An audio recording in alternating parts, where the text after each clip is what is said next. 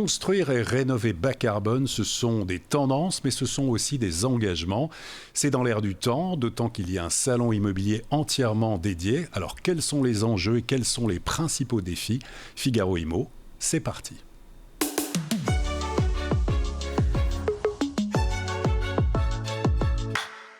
Deux invités sur le plateau de Figaro Immo pour parler immobilier durable, immobilier respectueux de l'environnement, qu'on est très heureux de recevoir ici. Feriel Deriche, tout d'abord, bonjour. Bonjour Olivier. Alors, vous êtes présidente du salon SIPCA, qui se tiendra à Paris du 20 au 22 septembre, au Grand Palais éphémère, donc on est au pied de la Tour Eiffel, côté Champ de Mars, et donc ce sera très bientôt un salon dédié justement à cet immobilier bas carbone. Et puis avec vous, Stanislas Potier, bonjour. Bonjour. Alors vous êtes président de l'association BBCA, Bâtiment Bas Carbone, qui regroupe en fait les principaux acteurs du logement, de la construction neuve, qui sont engagés dans cette voie. Il y a beaucoup de gens évidemment qui suivent. Mais avant de rentrer peut-être dans le cœur du sujet et voir vos différentes activités, l'immobilier bas carbone, avec les enjeux autour du climat, la nécessité d'utiliser des matériaux plus vertueux, le respect de l'environnement, que ce soit pour le confort des habitants ou pour les générations futures, rénover, recycler, transformer, bâtir autrement, ça paraît être le sens de l'histoire. Et pourtant, il y a encore des freins. Pourquoi, selon vous, Feriel Deriche? C'est long. C'est une révolution, il faut revoir plein de choses, donc il faut le temps que ça s'installe, il faut le temps que les uns et les autres s'y mettent concrètement. Vous parliez de réemploi, vous parliez de matériaux plus nobles à utiliser pour mieux construire, en tout cas de manière plus exemplaire et plus vertueuse.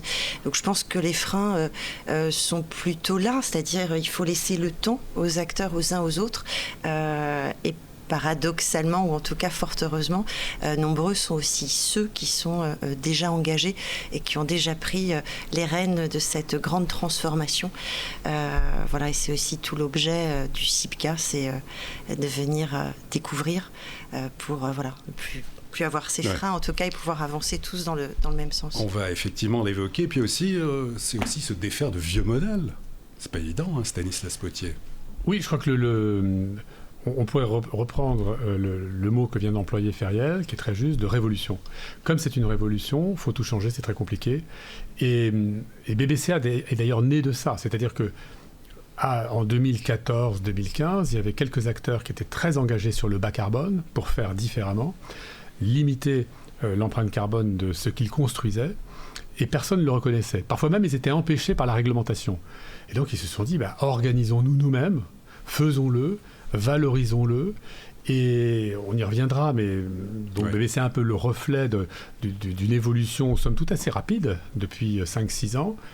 Et le SIPCA qu'on a fait pour la première fois avec Feriel et France Convention l'année dernière, et ça va être la 2e édition cette année, eh bien c'est un peu un aboutissement où on dit à tout le monde, venez, parce que c'est compliqué, c'est vrai, ça prend du temps, mais en même temps, il y a déjà des solutions. Et puis, elles apparaissent de plus en plus vite, au fur et à mesure que, évidemment, de plus en plus d'acteurs ont intégré la priorité du bas carbone. Et donc, au SIPCA, ça permet aux uns et aux autres de se rencontrer, parfois d'ailleurs de nouer des partenariats, et d'aller beaucoup plus vite, de façon très concrète, avec de nouvelles solutions.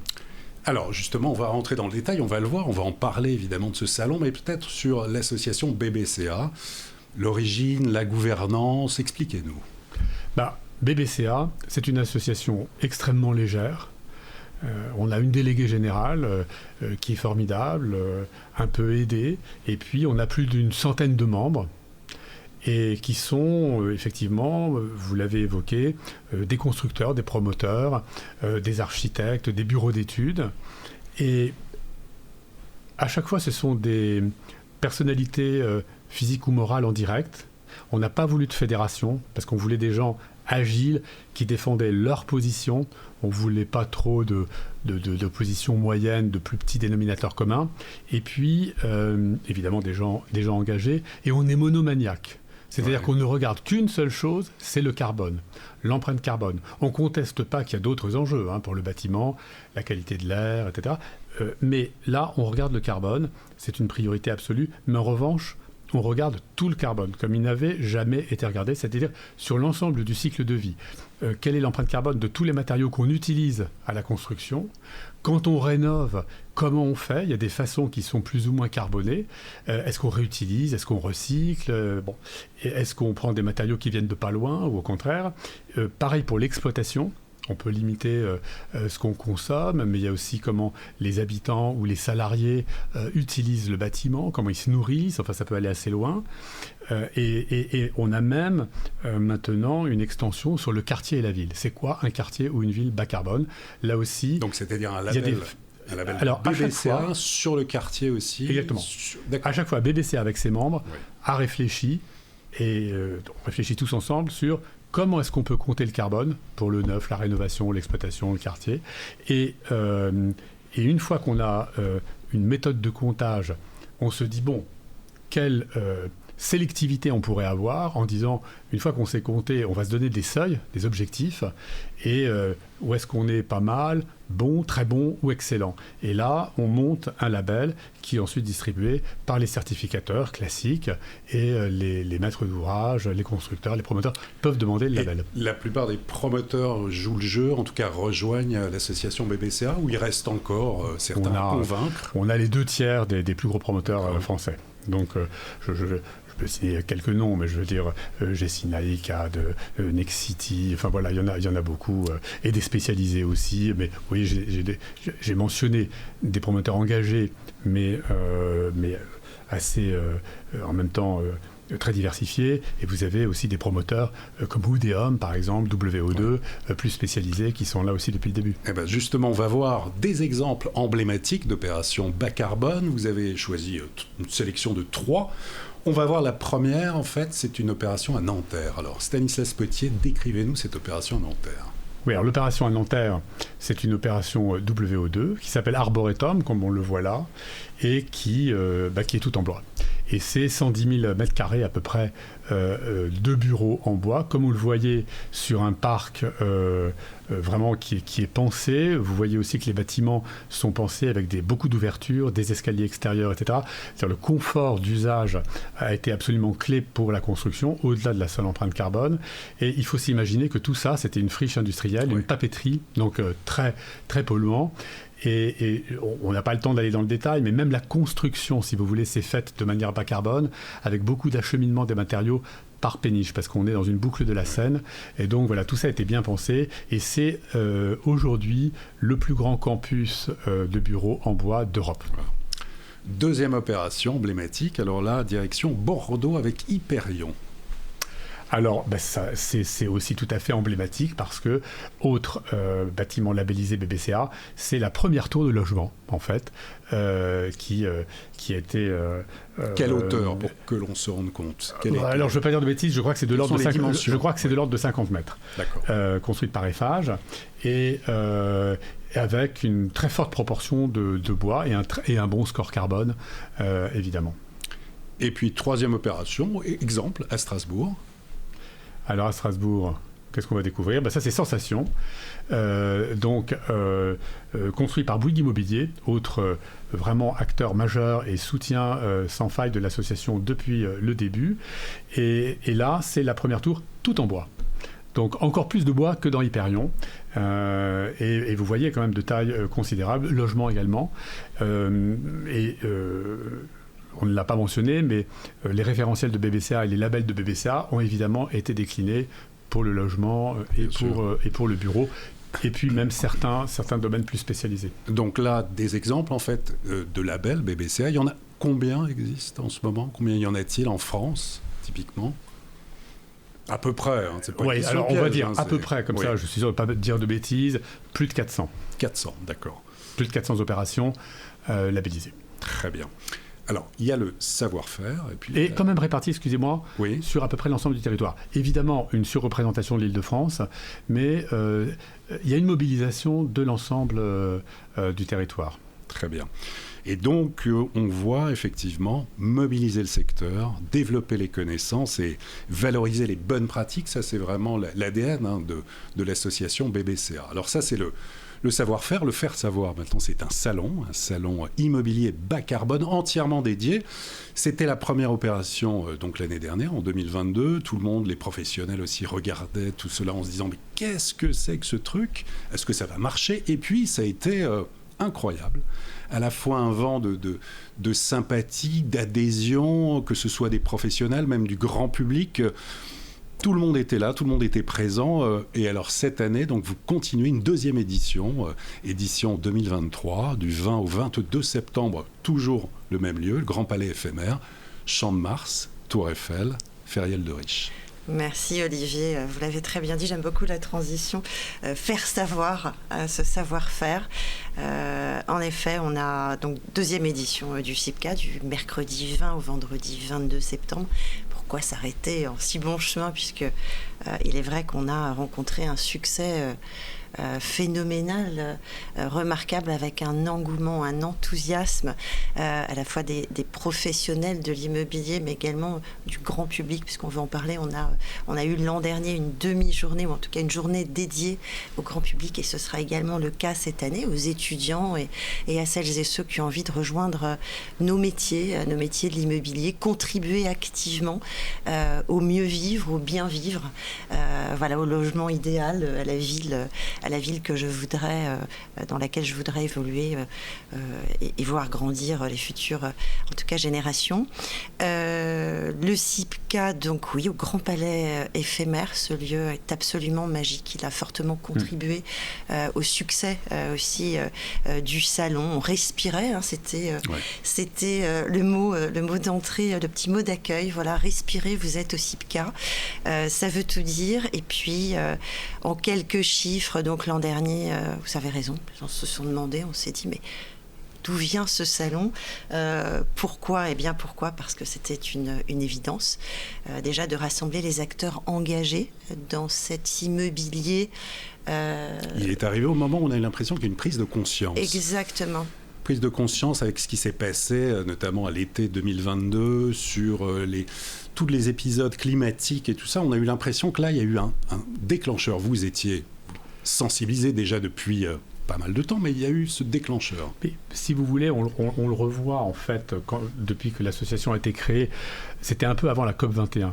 Donc la COP21, il faut quand même reconnaître que ça a été un accélérateur politique. C'était vraiment le moment où on a eu une mobilisation politique internationale et les acteurs ont commencé à se mobiliser. Et là où vous avez tout à fait raison, et on retombe sur le faire savoir, c'est que tout d'un coup, le changement climatique est vraiment perçu par tout le monde. Et là, il y a eu une très forte accélération ces 2 dernières années, et y compris, on peut y revenir, dans le domaine immobilier, avec de nouveaux risques, avec des contraintes très fortes. Donc tout le monde, tous les citoyens voient, même si ce n'est pas toujours facile à déchiffrer, ce que le changement climatique veut dire et qu'il ne faut quand même pas traîner si on veut essayer de limiter les dégâts au maximum. Et BBCA, on s'est posé... Alors on voulait faire depuis un certain temps comme ça un événement collectif entreprise et le cas échéant plus ouvert au grand public. Et on avait été approché par plusieurs salons qui auraient bien aimé faire une catégorie bas carbone à l'intérieur de ce salon. Et le choix, on a beaucoup hésité, mais on s'est dit non, il faut vraiment faire quelque chose entièrement dédié au bas carbone. Et Feriel, tu n'as pas dit, et je te laisse développer, mais avec une originalité quand même importante, je trouve, qui est assez rare dans un salon professionnel, on sélectionne qui vient. Tout à fait. Alors, oui, c'est la particularité du CIPCA.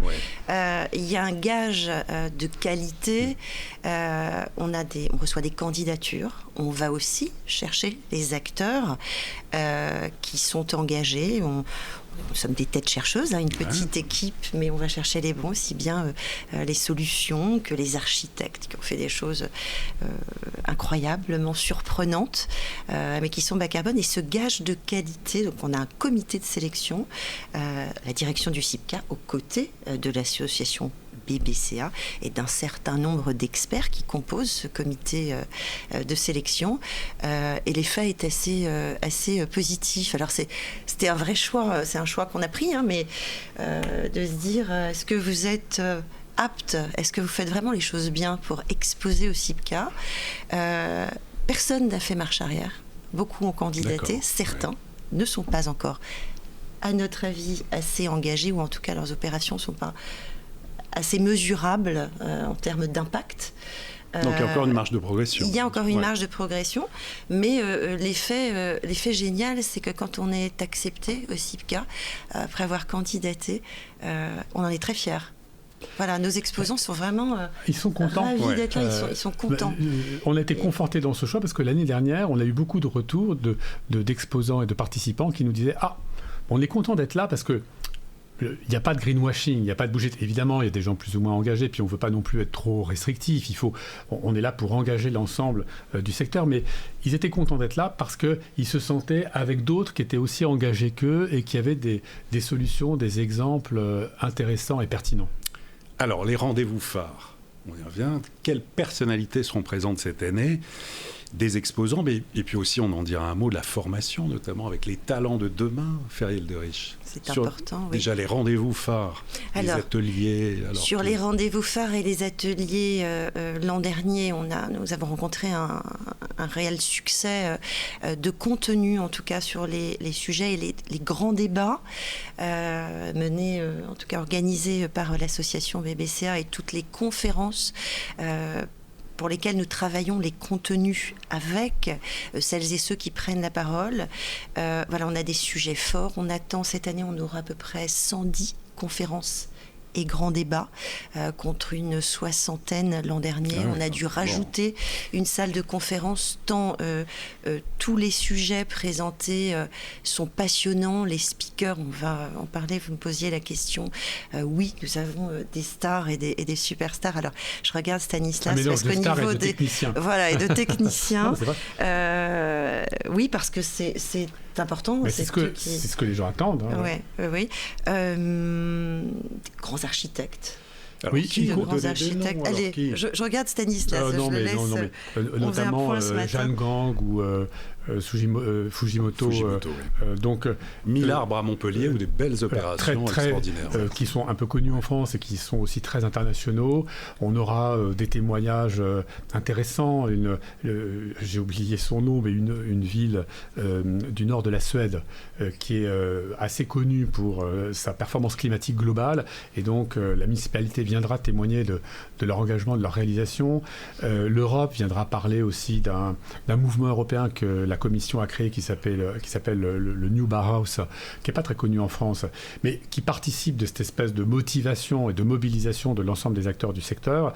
Donc, encore plus international que l'année dernière.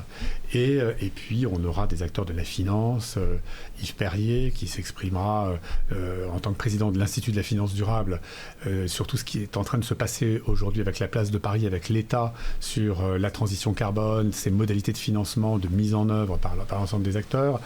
Il y a, je crois, une session spéciale avec le soutien d'Ardian aussi, tout à fait, côté investisseurs et JLL. Donc, c'est un mélange. Et vous aurez, bien sûr, un peu piloté par BBCA pour le coup, une information sur les nouveautés. Donc, un premier retour d'expérience sur le label BBCA Quartier, avec quelques exemples. On vient de lancer l'année dernière un mouvement européen qui s'appelle Low Carbon Initiative, pour faire en sorte qu'en fait les acteurs qui sont actifs sur plusieurs marchés européens puissent se dire j'ai un seul référentiel, un seul potentiel label que je vais pouvoir appliquer dans mes projets, quel que soit le marché. Donc on a beaucoup travaillé avec des bureaux d'études pour essayer de rendre compatible le référentiel construction neuve, dans un premier temps, avec différentes réglementations nationales européennes. C'est le cas. Et là, on va voir les premiers bâtiments martyrs, en fait, qui vont... mais on en parlera lors du salon, donc c'est aussi très intéressant. Alors, vous évoquiez, Stanislas, justement, l'aspect financement, économie. On a besoin de logements en France et on voit que la construction neuve, elle a du mal, que ce soit les permis de construire ou les mises en chantier. Comment on concilie en fait ce besoin aussi de logement et de logement durable avec des logements abordables? Comment on concilie les deux? Stanislas. C'est vrai que c'est beaucoup d'argent. Si vous voulez faire la transition écologique du logement, ça veut dire quand même améliorer le profil carbone, pas seulement thermique. Et donc, ce sont en général des investissements que l'usager ne peut pas rentabiliser comme ça sur une période raisonnable. Et donc, il faut essayer de trouver des moyens de financement et sans doute aussi un peu d'apport public pour avoir un profil économique de l'investissement qui soit raisonnable. Et là, les gens vont y aller, il n'y a pas de sujet. Et si vous regardez l'épargne disponible en France, par exemple, sur le livret A, le LDDS, etc., les plans d'épargne logement, elle est considérable. Donc, je ne dirais pas qu'il y a forcément un problème de financement. En revanche, il y a sans doute un problème d'utilisation de l'épargne et de choix politiques clairs et de priorités données à ce qu'on veut mettre avant tout. Et alors, la rénovation des bâtiments, il y a les logements bien sûr particuliers, mais quand même, il y a des enjeux énormes sur les bâtiments publics, les bâtiments collectifs. On peut aussi commencer par là, parce que là, vous avez un effet d'échelle qui vous fait potentiellement gagner beaucoup de carbone plus facilement. Oui, sachant qu'une ville est constituée de 70% de logements et que 70 à 80% des bâtiments de 2050 existent déjà, des logements, donc on est plus sur une phase avant tout de rénovation, de reconversion et de construction. Ça veut dire inventer, transformer, recycler aussi, vous vouliez intervenir. Mais il y a aussi des sujets de logement neuf, parce que vous disiez, Olivier, le logement abordable. Le message du CIPCA...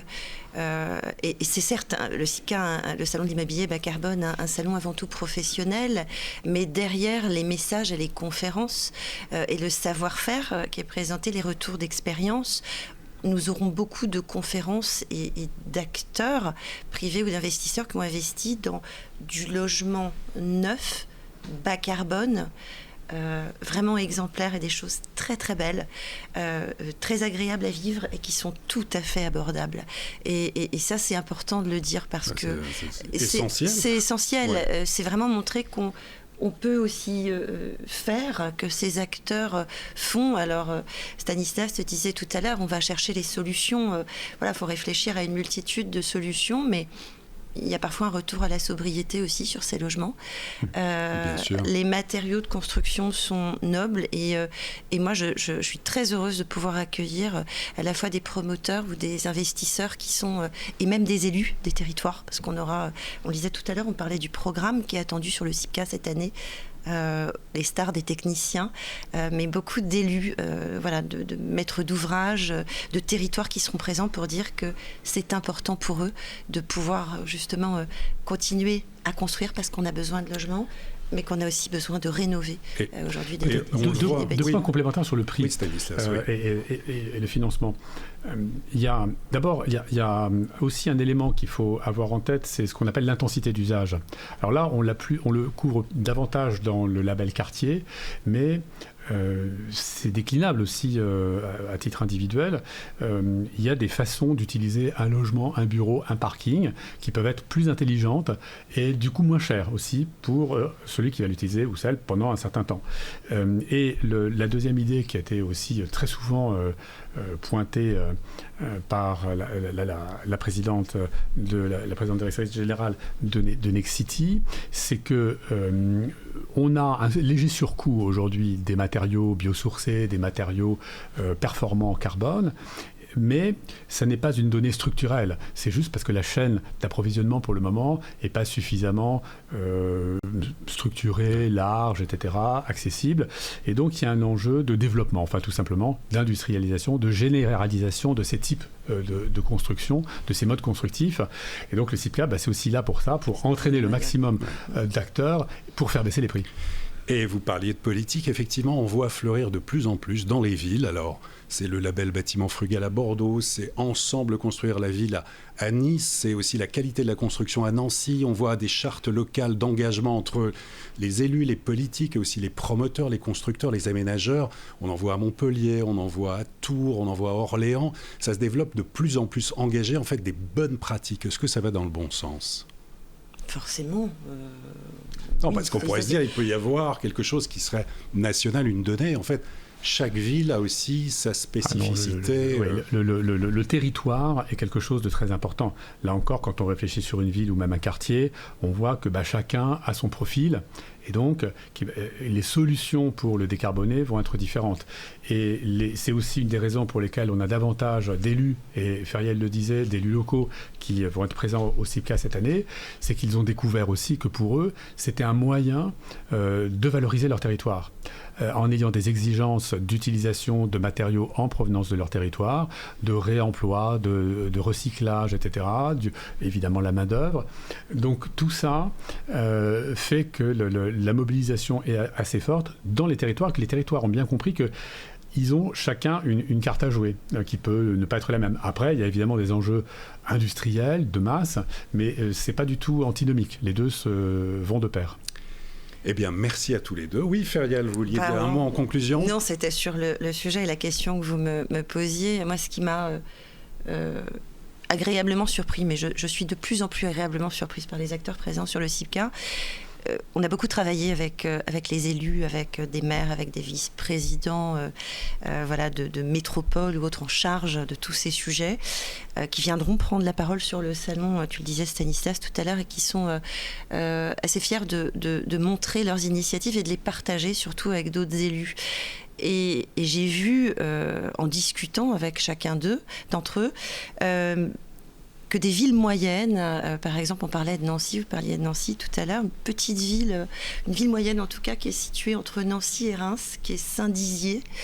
Monsieur le maire sera présent à nos côtés, et il me disait que, en fait, son directeur de cabinet me disait que ils avaient travaillé ensemble sur des sujets communs, des problématiques communes. Donc peu importe l'échelle du territoire, finalement les sujets sont les mêmes, les préoccupations sont les mêmes, et d'avoir travaillé par exemple avec les aménageurs comme Grand Paris Aménagement ou même Euratlantique à l'époque, sur des sujets de logement, des sujets de réflexion urbaine, et ça va être, je pense, très intéressant d'entendre tous ces élus parler. J'espère qu'à l'issue de ce format qui est nouveau cette année sur le CIPCA, tout comme le sommet des investisseurs, on pourra aider à nouer de nouveaux partenariats entre les villes, les territoires, les élus, et vraiment pour avancer encore mieux ensemble et tous ensemble.